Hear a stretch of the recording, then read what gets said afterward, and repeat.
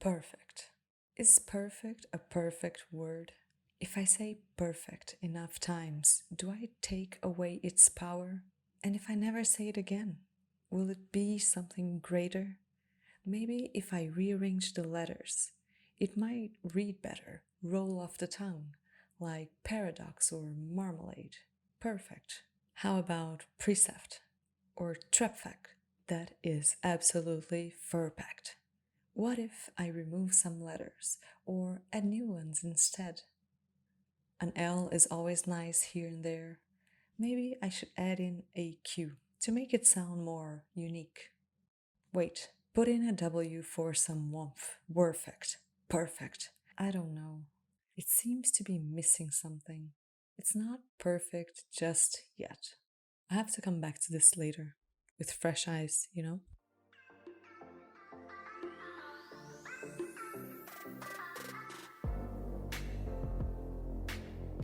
Welcome to the Memento Mori Lab podcast. I'm Myra, your host and aspiring writer friend.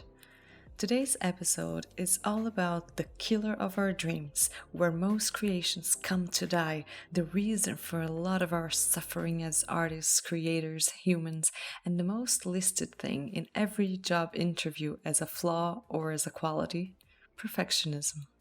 How perfect is it that for the perfectionism episode I got stuck, spinning in my own thoughts, procrastinating, and I couldn't feel inspired? The timing is perfect though. I think I will use this word a lot today just because. There's a lot to unpack when it comes to perfectionism, and I don't think we'll cover it all. In other words, it won't be perfect or complete. And I foresee that I'll contradict myself a lot along the way, and that's fine. First things first, is it really a bad thing to be a perfectionist? Some people seem to wear it as a badge of honor. They puff up their chests when they say, "I'm a perfectionist." If they're happy with that, I'm happy for them. Though I question whether they are perfectionists or very detail oriented, striving to do their best, because there's a huge difference. Striving to do our best and deliver the best that we can is great. It's an internal motivation and it helps us grow as creators and as humans. But perfectionism, is a bit more tricky than that. For starters, the goal is to be perfect, but perfection doesn't exist. So it's an unattainable goal doomed to fail. Huge red flag. Then we have to consider the motivation behind it. People that want to do things perfectly most often want to avoid criticism. I can say that about myself too. And as the author Brené Brown puts it, they want to avoid or minimize blame, judgment, and shame. So perfectionism has to do with the other's perception of the work. The catch here is we cannot control that, ever. Like we talked about in the previous episode about truth, everyone has their own interpretations and contexts, and I repeat, hopefully this time I will hear it too. We will never please everyone. Perfectionism is a shield that can quickly become a cage, and that brings us to another poem called How Many? How many? How many words were lost in chasing perfection? How many books not published? How many stories not told? How many songs silenced? How many voices unheard? How many paintings painted over and over until the thickness of paint was too heavy for the canvas to bear? How many projects were abandoned before their beginnings? How many sketches erased? How many photos not taken? How many movies forgotten? How many poems torn? How many lives lived quietly, locked in the cage of perfection, imagining one day they would create one perfect pebble?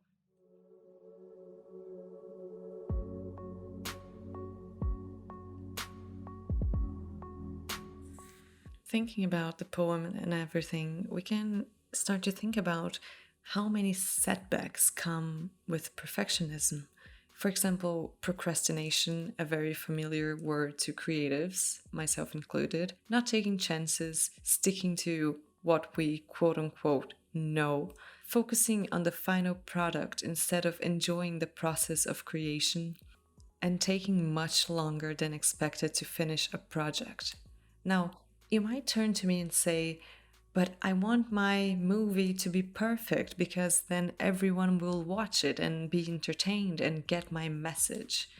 I would encourage you to dig deep into whether that's your true motivation. Not because I don't trust you or anything, it's just that everyone watches movies that are far from perfect. Take any film that won all awards possible, had the best critiques and record box office numbers. Search for its title plus mistakes and rejoice in the beauty of imperfection. Also, if the goal is to entertain and get your message across, but it takes you 10 years to finish the movie, will the message even be relevant after so long? What if instead of one perfect movie in 10 years, you made two excellent movies 5 years at a time?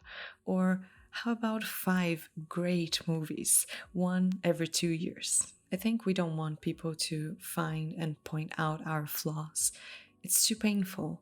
Perfectionism is about our egos, not our love for the craft.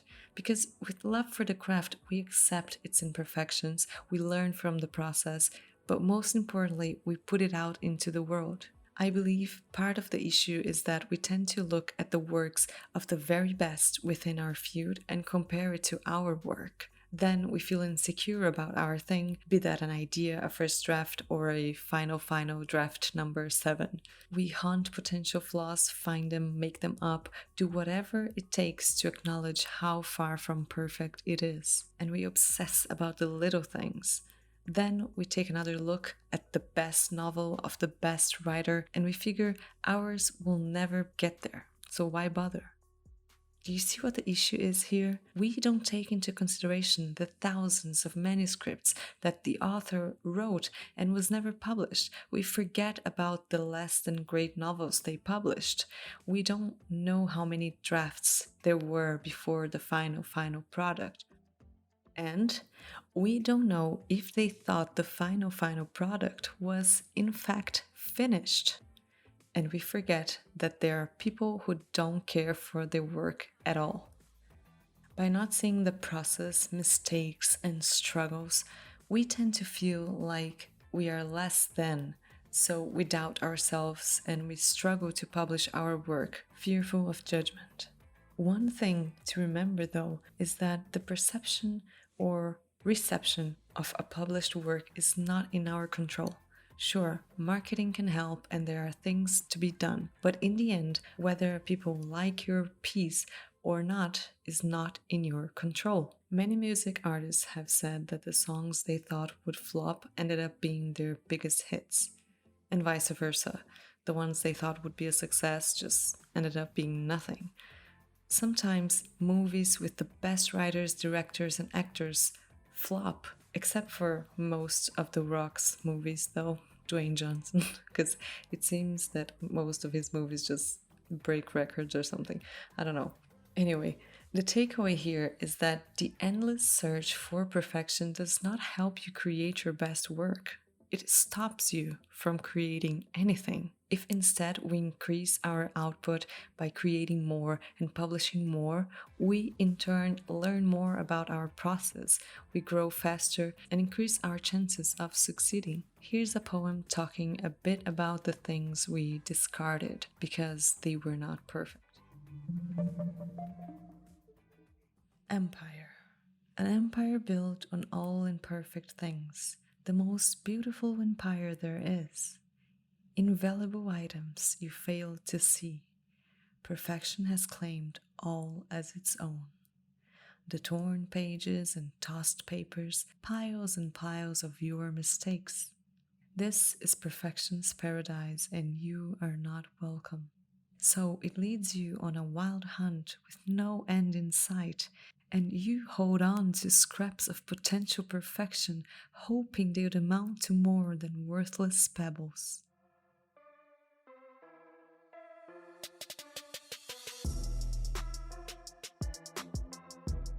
By the way, there's this fascinating video on YouTube from the founder of Patreon, which I found by accident, that talks exactly about this, overcoming perfectionism and publishing more of your work.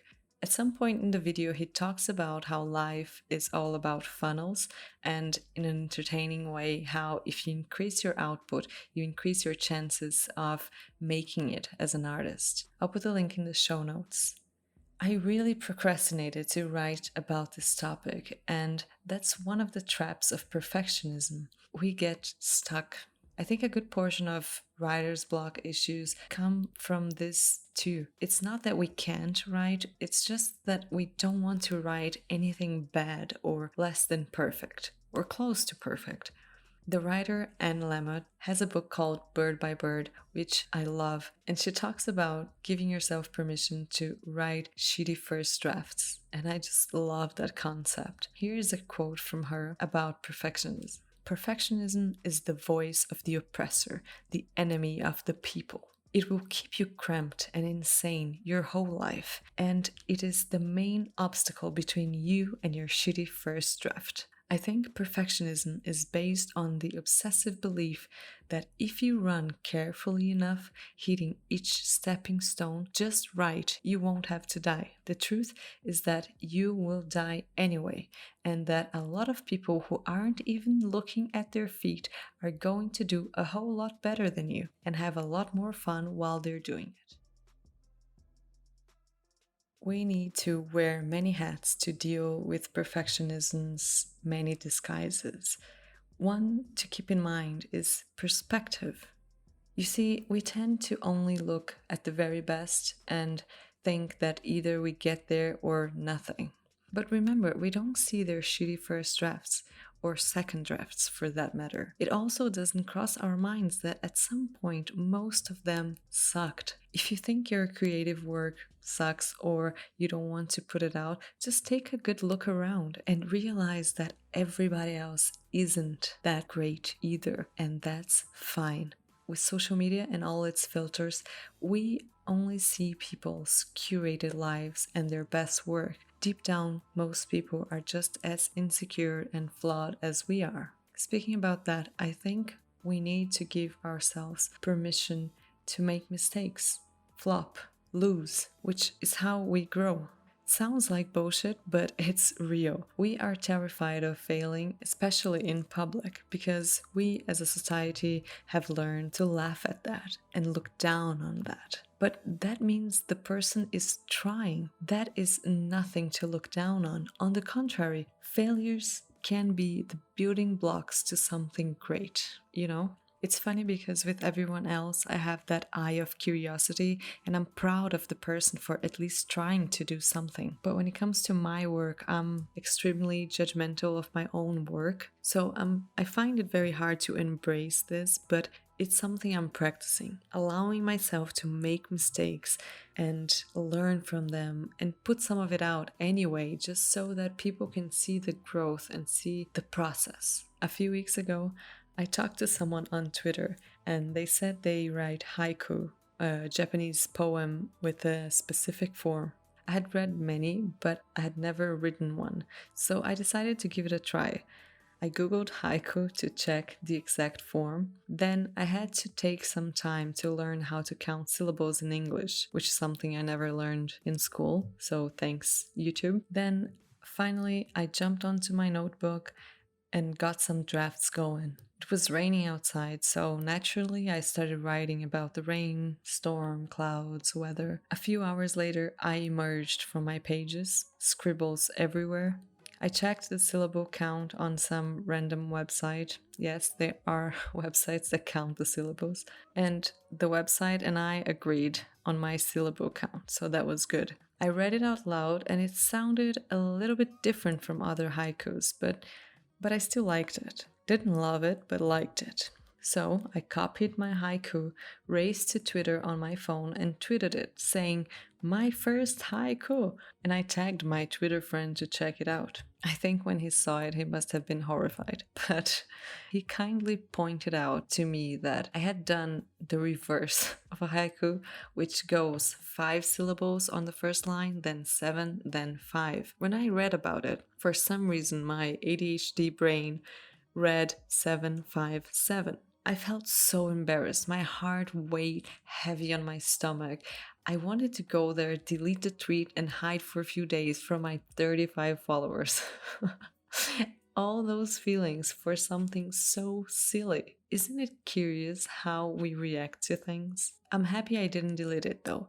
I did my best with the information I had at the time, and now I know better. Mistakes are part of the path, and the less afraid we are of them, the more we can let our creativity run free. Then why not a reversed haiku? That's fine. Take this opportunity to explore your creative process, worrying less about perfect and more about published. Strive to do your best, but also to get it done. Deadlines can help too. The only reason this episode is coming out today is because it had to come out today because I put out an episode every Sunday. Otherwise, this would not have been finished. And if you're curious, here is my reversed haiku.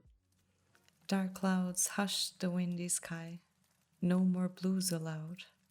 It cries hidden tears in rain. And then the other version of it, which is an actual haiku, I think, I hope, I'm not sure, is this one. No more blues allowed. Dark clouds hushed the windy sky. Raindrops hidden tears. Do you also fall into this trap of perfectionism? I'm curious to know if others deal with this the same way or if maybe I'm just a bit too paranoid. So let me know on Instagram or Twitter. Let's chat. Reminding myself that things will most likely be better in my imagination than in real life also helps me keep my perfectionist expectations in check. Sometimes I surprise myself though.